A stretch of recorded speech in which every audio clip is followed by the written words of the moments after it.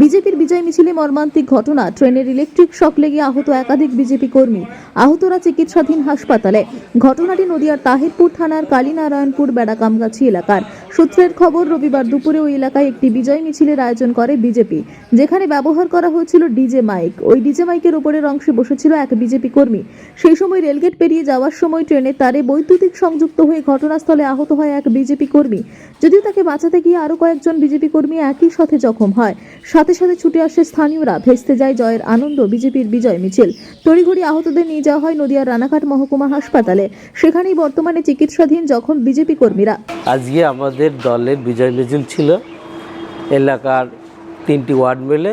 সেটা আমরা মিছিল উৎসব করছিলাম। একটা ছেলে আমাদের যে ডিজে বক্স ছিল সেই বক্সের উপরে বসেছিল।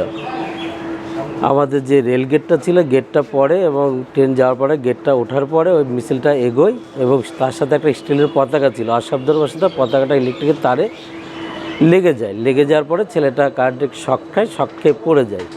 ছেলেটা একটু অসুস্থ, কিছু অংশ গায়ের একটি জায়গায় পুড়ে যায়। আমরা এমার্জেন্সিতে ডাক্তারবাবুকে দেখাই, ডাক্তারবাবু আপাতত ভর্তি নিলেন।